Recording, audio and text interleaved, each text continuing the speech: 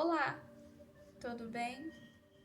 Eu me chamo Maiara, sou aluna de Pedagogia na Universidade São Judas, no campus da Moca. Estou no quarto ano, sétimo semestre, e venho por meio deste vídeo apresentar meu projeto de estágio, que foi orientado pela professora Cristiane Simões. O tema em que eu vou apresentar é sobre o educador Paulo Freire.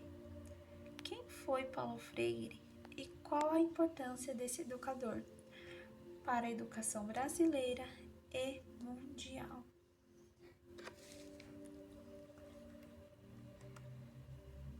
Nascido em 1921, no estado de Pernambuco, filho de um capitão e uma dona de casa, Freire se formou em Direito, mas trabalhou mesmo como professor. Deu aula em faculdade e fez alguns trabalhos pastorais por meio da ação católica na região do Recife.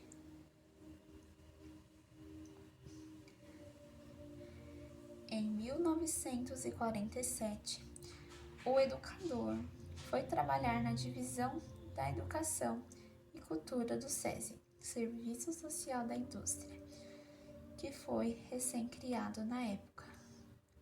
Durante esse trabalho, ele entendeu que o processo de aprendizagem tem melhores índices com a participação dos alunos e familiares. Por isso, quis democratizar todas as escolas da instituição.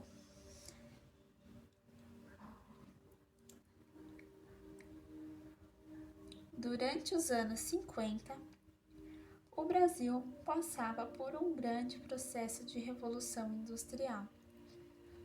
Paulo Freire acreditava que esse processo precisava da participação do povo e que isso só seria possível por meio da educação. Nesta época, o educador foi convidado para criar um projeto de alfabetização de alunos. Sua metodologia baseava-se na realidade em que o educando vivia. Paulo Freire usava palavras que estavam no cotidiano de seus alunos. Em 1964, foi criado o PNA, Plano Nacional de Alfabetização, baseados na metodologia freiriana, com o objetivo de alfabetizar os adultos da época. Nesse período, a população analfabeta não tinha direito ao voto. Em uma das suas obras, Paulo Freire escreveu: "A educação é um ato político que pode contribuir para a transformação social e a libertação do oprimido." Ou seja, Paulo Freire acreditava que a pessoa, sendo analfabeta ou não, ela tinha que estar inserida dentro da política. E a educação é um lado político, é um ato político. Ela não se distancia, a política e a educação não se distanciam uma da outra, elas andam lado a lado.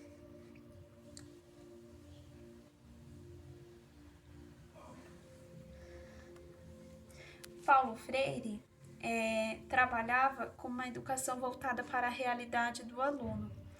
Ou seja, se o aluno vivesse em uma região mais do interior, ele usaria palavras que estavam em seu contexto para alfabetizá-los. Se os alunos fossem de uma cidade grande, ele usariam palavras que estão inseridas no contexto cultural da cidade grande. Então, a educação é voltada para a realidade do aluno e não para a realidade do professor. A educação, ela tem que ser trabalhada com as diversas diferenças culturais que existem dentro de uma sala. Todo aluno, ele traz consigo bagagem e experiências.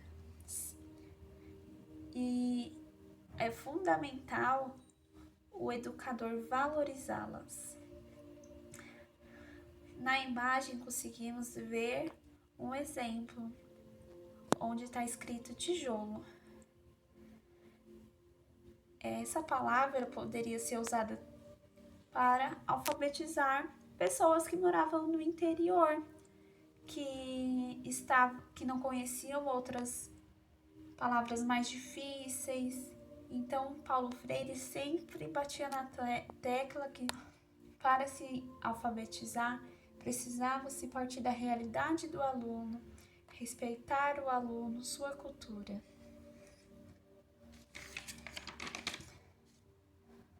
No mesmo ano, os militares deram um golpe de Estado e o projeto foi por água abaixo. Paulo Freire foi preso e exilado do Brasil. Conseguiu voltar para solo brasileiro alguns anos após, em 1979, onde puderam voltar todos os exilados e presos políticos, quando a lei de anistia foi promulgada pelo então presidente General João Figueiredo. Paulo Freire passou então a dar aulas em universidades como as PUCs e a Unicamp. Quando foi promulgada a Constituição Federal em 1988, Freire se tornou secretário da Educação até o dia de sua morte, em 2 de maio de 1997, em decorrência a um ataque cardíaco. Paulo Freire foi considerado patrono da educação brasileira no ano de 2012. Ele acreditava que para acontecer o processo de ensino e aprendizagem, a educação tinha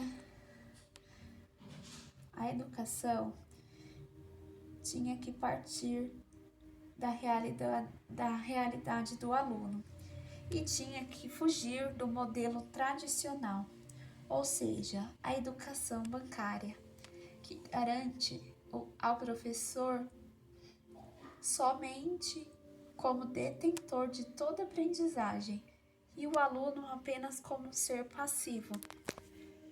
Então, Paulo Freire acreditava que para a educação acontecer, ela tinha que acontecer em conjunto e não somente o professor como detentor da verdade absoluta.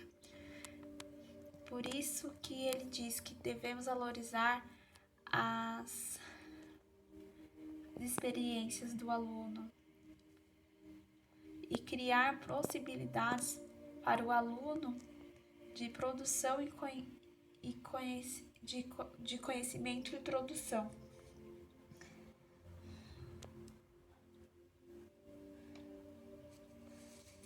Para Paulo Freire, ensinar, o educador tinha que valorizar toda a bagagem do aluno. O professor tem como missão possibilitar a criação e a produção de conhecimento, ou seja, o educador deve levar os alunos a conhecer os conteúdos, mas não como verdade absoluta. Cada um vai criar a verdade em que quer acreditar. Cada um vai... Para Paulo Freire, então, o professor ele tem que possibilitar o aluno a construir suas próprias aprendizagens. O papel do educador é ser somente um mediador entre o conteúdo e o aluno.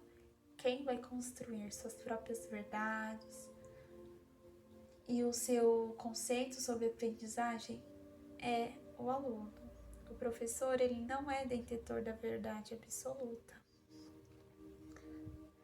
Alunos que chegam à escola analfabetos levam consigo suas culturas, que não é melhor e nem pior que a do professor. Ambos aprendem juntos em sala de aula.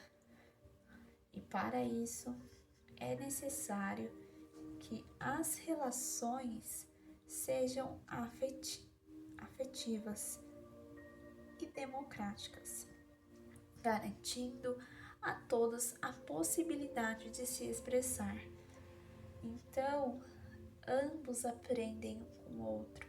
Não é somente o educador que vai ensinar os alunos. O educador nunca entra em uma aula e sai igual quando ela acaba. Ele muda também, porque ele também aprende com seus alunos. Pode ser com umas dúvidas, com as culturas que eles trazem. Esse processo ele é construído junto. A educação ela é um processo coletivo, ela não é individual.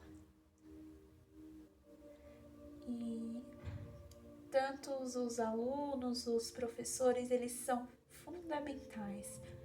Mas o aluno, ele ainda é como o eixo principal para o processo de ensino e aprendizagem, pois ele é quem vai construir suas próprias concepções e o professor só vai mediar a educação.